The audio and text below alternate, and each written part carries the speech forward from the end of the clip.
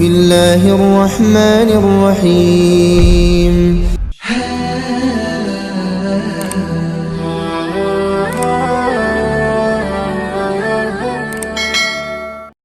Assalamualaikum warahmatullahi wabarakatuh.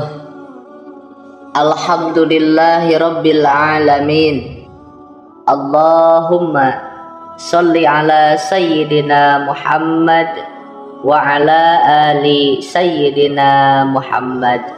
Puji syukur alhamdulillah, pada kesempatan ini kita dapat berjumpa kembali di channel Gubuk Santri. Harapan dan doa semoga sahabatku semua selalu diberikan kesehatan, dipanjangkan umurnya, dilapangkan rizkinya, diampuni dosa-dosanya. Amin ya rabbal alamin. Sholawat beserta salam semoga senantiasa tetap tercurah limpahkan kepada baginda Nabi kita, yakni Nabi besar Muhammad Sallallahu alaihi wasallam. Sahabat beriman yang dirahmati Allah, jangan lupa untuk menulis sholawat di kolom komentar video ini. Insya Allah sholawat yang kita tulis di kolom komentar menjadi saksi atas kecintaan kita kepada Nabi Muhammad Sallallahu alaihi wasallam, dan semoga kita mendapatkan syafaatnya. Allahumma sholli ala sayyidina Muhammad wa ala ali sayyidina Muhammad. Sahabat beriman yang dirahmati Allah, subuh adalah waktu yang amat istimewa, waktu di mana terjadi pergantian dari malam ke pagi, dari gelap menuju terang. Subuh sering diungkapkan secara khusus dalam beberapa ayat Al-Quran. Dan demi subuh apabila fajarnya mulai menyingsing, Quran Surah At-Takwir ayat 18. Katakanlah, aku berlindung kepada Tuhan yang menguasai subuh. Quran Surah Al-Falaq ayat 1. Jika Anda sering bangun pagi dan mendengarkan azan subuh, tentu Anda akan mendengar kalimat as-salatu khairum minan naum, yang artinya sholat lebih baik daripada tidur, di mana kalimat tersebut tidak terdapat pada azan di waktu sholat lain. Dalam kalimat tersebut Allah memberikan isyarat kasih sayang pada hambanya, di mana pada waktu tersebut diperintahkan untuk menjalankan sholat subuh.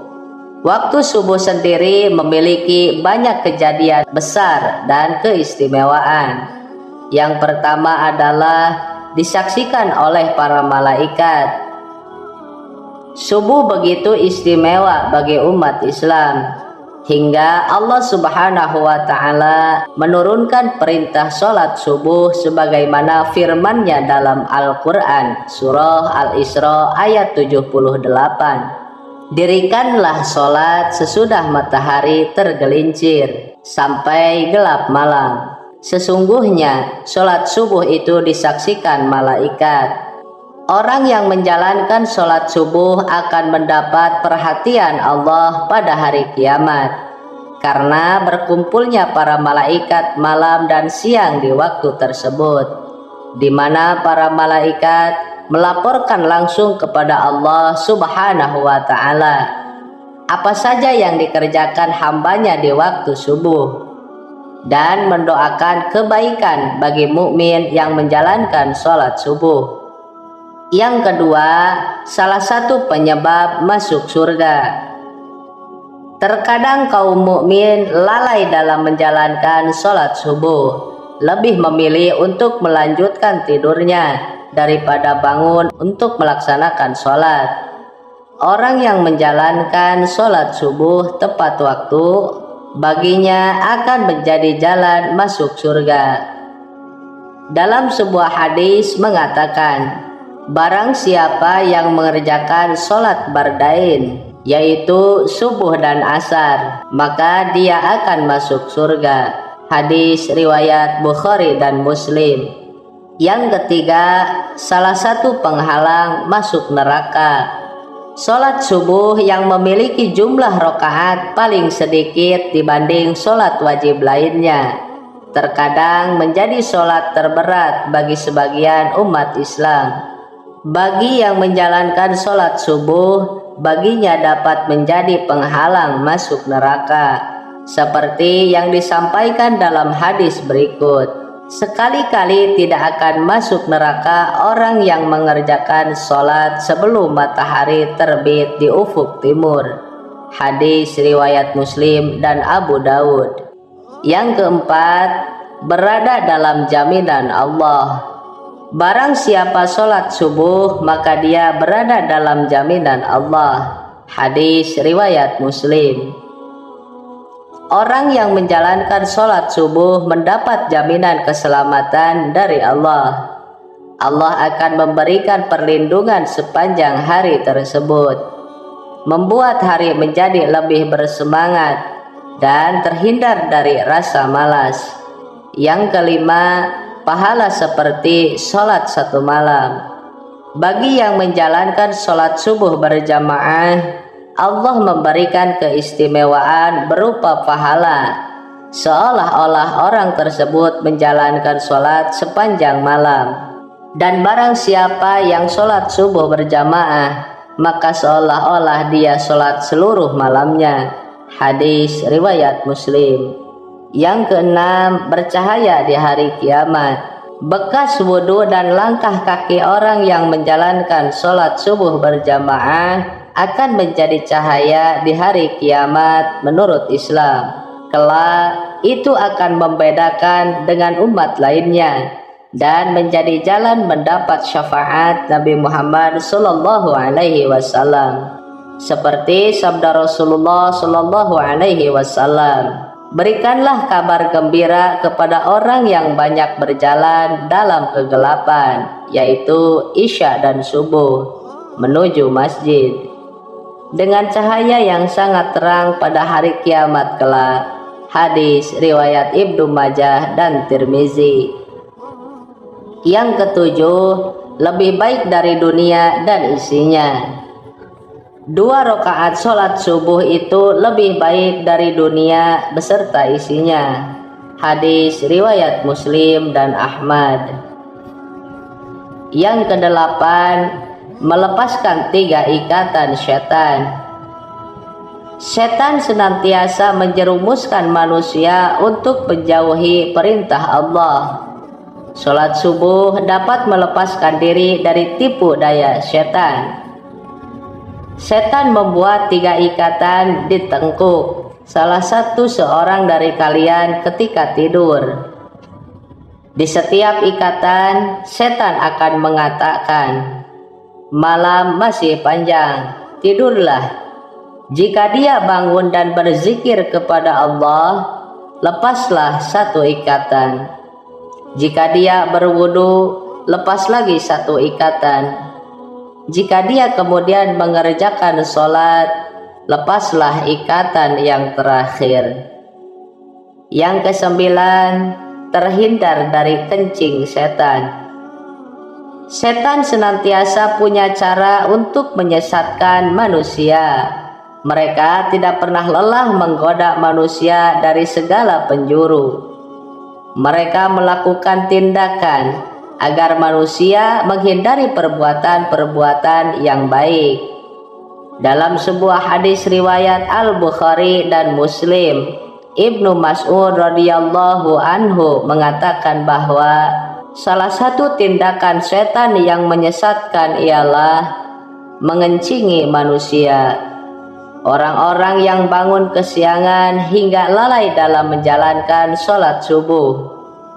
Disebutkan kepada Nabi Muhammad sallallahu alaihi wasallam, ada seorang laki-laki yang tidur semalaman hingga waktu pagi dan kehilangan waktu subuh.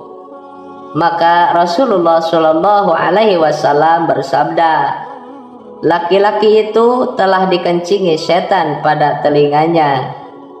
Agar terhindar dari hal tersebut, manusia sudah selayaknya bangun di awal waktu subuh dan menjalankan sholat subuh tepat waktu. Yang ke-10, waktu terkabulnya doa. Pada waktu subuh, malaikat siang dan malam berkumpul. Barang siapa yang menjalankan sholat subuh dan memohon doa, akan didoakan oleh seluruh malaikat dan disampaikan langsung kepada Allah Subhanahu wa Ta'ala. Manfaat doa dalam Islam pada kondisi seperti ini memang mustajab. Pada waktu itu adalah tersebarnya rahmat, banyak permintaan yang diberi dan dikabulkan, dan juga nikmat semakin sempurna kala itu. Hadis riwayat Muslim. Yang ke-11, waktu pembagian rezeki. Pada waktu subuh, malaikat membagi rezeki kepada semua umat manusia. Dianjurkan untuk berdoa atau membaca Al-Quran setelah sholat subuh. Barang siapa yang sholat subuh dan memohon rezeki, maka Allah akan memberikan keberkahan yang lebih padanya. Rasulullah Shallallahu Alaihi Wasallam bersabda, seusai sholat subuh, janganlah kamu tidur sehingga melalaikan kamu untuk mencari rezeki. Hadis riwayat Tabrani.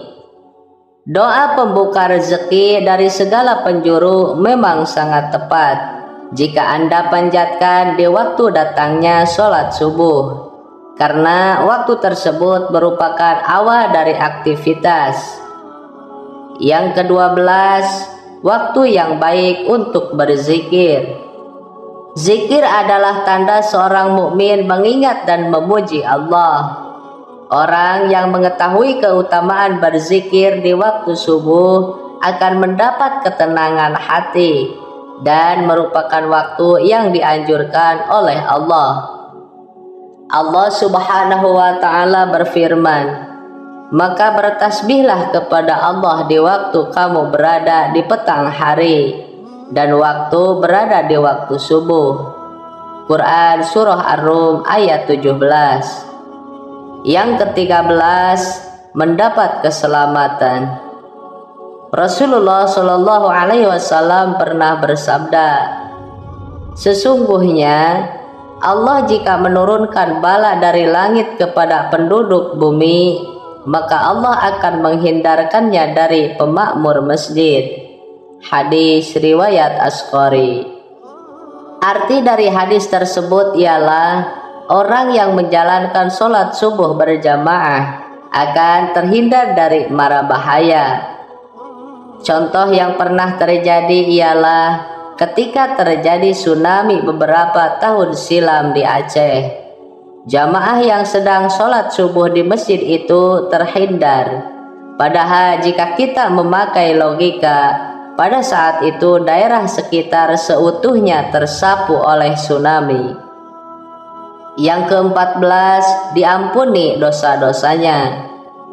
Allah menjanjikan pengampunan bagi orang-orang yang senantiasa menjalankan sholat subuh dan memohon ampunan atas dosa-dosa pada waktu tersebut. Setelah sholat subuh, dianjurkan untuk membaca kalimat Subhanallah wa bihamdihi subhanallahil azim sebanyak 100 kali. Rasulullah Shallallahu Alaihi Wasallam bersabda, barang siapa mengucapkan Subhanallah wa bihamdihi subhanallahil azim 100 kali dalam sehari, ia akan diampuni segala dosa-dosanya, sekalipun dosanya itu sebanyak buih di lautan. Hadis riwayat Muslim dan Tirmizi. Yang ke-15, terhindar dari munafik. Dalam hadis riwayat Imam Malik mengatakan, batas antara kita dengan orang-orang munafik adalah yang menghadiri sholat isya dan sholat subuh. Hal itu dikarenakan orang munafik tidak akan sanggup untuk menghadiri kedua sholat tersebut. Hadis riwayat Imam Malik. Hadis tersebut menjelaskan bagi yang menjalankan sholat subuh dapat terhindar dari ciri orang munafik. Yang ke-16, dapat melihat Allah. Manusia dapat melihat Allah saat berada di surga nanti. Allah Zat yang Maha Agung akan menampakkan dirinya di hadapan hamba-hambanya yang dikehendaki, termasuk di hadapan hamba-hambanya yang selalu menjaga sholat subuhnya. Rasulullah Shallallahu Alaihi Wasallam bersabda, kami sedang duduk bersama Rasulullah Shallallahu Alaihi Wasallam.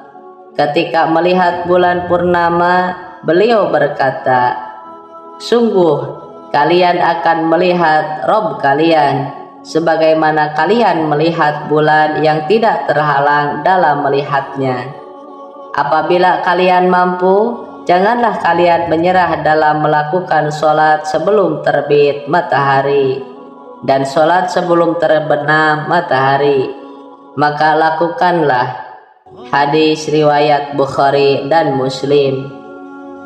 Kemudian yang ke-17, mendapat pahala seperti pahala haji dan umroh. Bagi orang yang menjalankan sholat subuh berjamaah, dilanjutkan dengan berzikir hingga matahari terbit dan ditutup sholat 2 rakaat, akan mendapatkan pahala senilai dengan pahala haji dan umroh. Hal ini sebagaimana sabda Rasulullah Shallallahu Alaihi Wasallam, siapa yang sholat subuh dengan berjamaah lalu duduk berzikir kepada Allah sehingga matahari terbit, kemudian sholat 2 rakaat, maka ia mendapatkan pahala haji dan umroh sempurna. Hadis riwayat At-Tirmizi. Sahabat beriman yang dirahmati Allah, mari kita biasakan bangun pagi dan menjalankan sholat subuh tepat waktu. Selain menjalankan kewajiban sebagai umat muslim, sholat subuh juga memberi hikmah berupa melatih kedisiplinan diri dan mencegah rasa malas. Wallahu a'lam bishawab. Demikianlah sahabat yang bisa disampaikan. Mudah-mudahan bermanfaat untuk kita semua. Akhirul kalam. Wassalamualaikum warahmatullahi wabarakatuh.